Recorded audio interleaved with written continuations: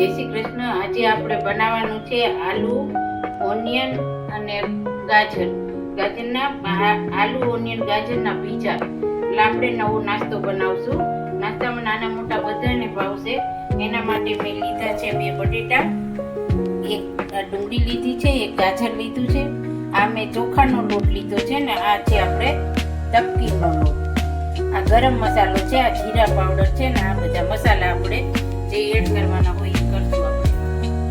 એના માટે હું હવે આને કામણી લઉં છું.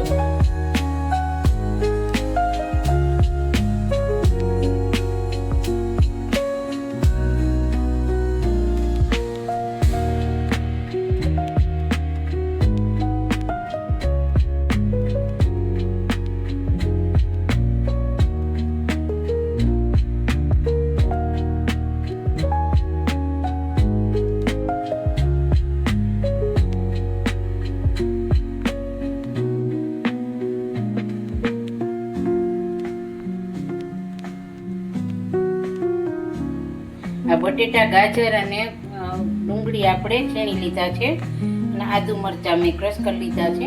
હવે આપણે બટેટાને છીણીને ધોઈ લેશું.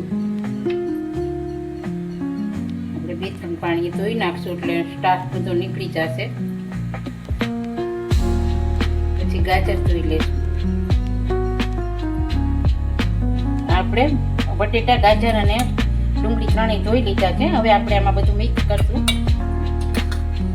મેં મરચાં નાખ્યા હતા છીણીને, આદુ છે.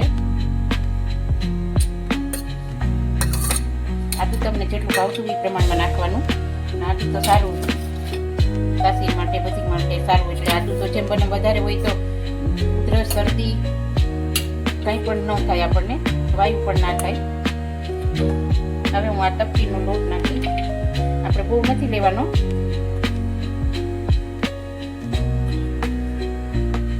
અત્યારે હું 2 ચમચી લઉં છું, પછી જરૂર પડશે તો 1 ચમચી એડ કરી. આ ચોખાનો લોટ છે, 1 ચમચી મેં ચોખાનો લોટ લીધો છે. અત્યારે હવે બધું મિક્સ કરી લઈશું. આ આમચૂર પાવડર છે, આપણે 1 ચમચી આમચૂર પાવડર લીધો છે નાખવાનો. તમારા સ્વાદ પ્રમાણે પછી બધી વસ્તુ આપણે મસાલા હોય, કોઈ તીખું વધારે ખાતા હોય, કોઈ ખાટું વધારે ખાતા હોય. આ ગરમ મસાલો છે, આપણે લક્ષ્મીનો ગરમ મસાલો લીધો છે મેં. જીરા પાવડર છે, 6 કિલો જીરા પાવડર છે. આ 1 ચમચી મેં લીધું છે. હવે આપણે આમાં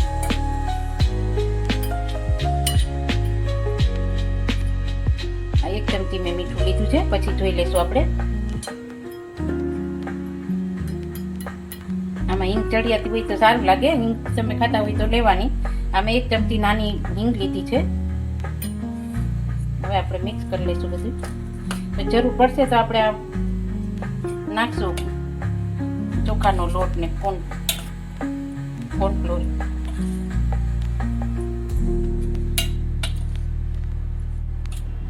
આ 1 ચમચી મેં આ મરીનો પાવડર લીધો છે.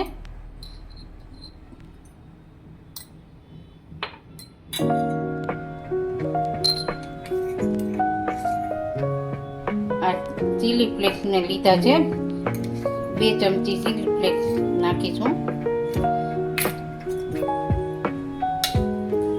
હવે આપણે મિક્સ કરી લઈએ. એવું લાગશે તો આપણે આ ચોખાનો લોટ 1 ચમચી વધ્યો છે એ આમાં એડ કરી દઈશું. ચોખાનો લોટ લીધો છે એ હું લઈ લઉં છું.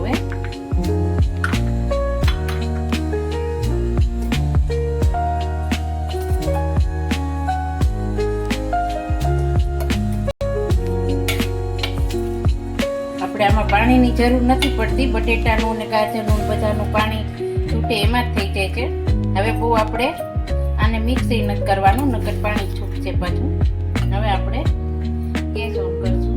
સેજ અમથું આપણે ગ્રીસ કરવાનું છે, બહુ તેલ લેવાનું નથી. એટલે તેલ વગરનો નાસ્તો છે એટલે બધા માટે સારો છે, પૌષ્ટિક અને હેલ્ધી. આના માટે હું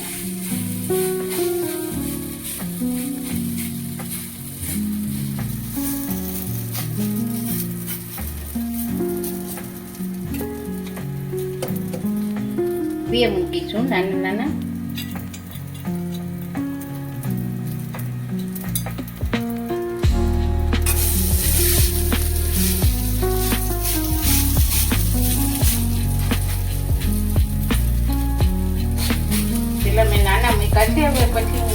બતાવીશ.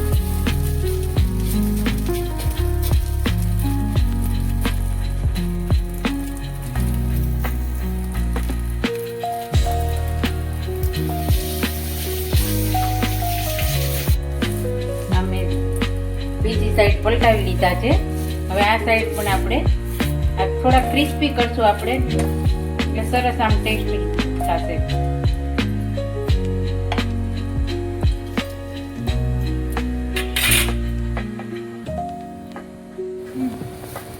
આપણા થઈ ગયા છે. હવે હું આને લઈ લઉં છું.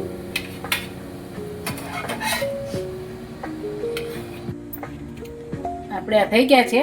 હવે આપણે તમારે આખા આવી રીતે રાખવા હોય, પીસ કરવા હોય, તમારા નાના બાળકોને પીસ કરીને દઈએ તો સરસ લાગે ને, ઓસે ઓસે રમતા રમતા ખાય. ઓલું આમ આખા દઈએ તો નહીં મજા આવે ને.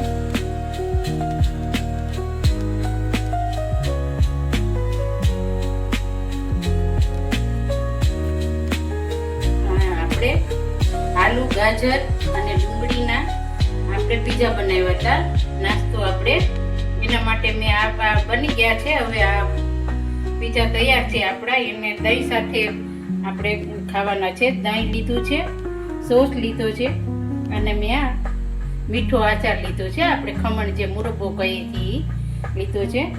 મોટી ઉંમરના હોય એને મુરબ્બા હારે ભાવે, નાના છોકરાને સોસ હારે ભાવે, અને બધાયને દહીં સાથે તો બધાયને ભાવશે. એટલે આ તૈયાર છે. હવે આ મારા પીઝાને લાઈક કરજો, શેર કરજો, સબસ્ક્રાઈબ કરજો.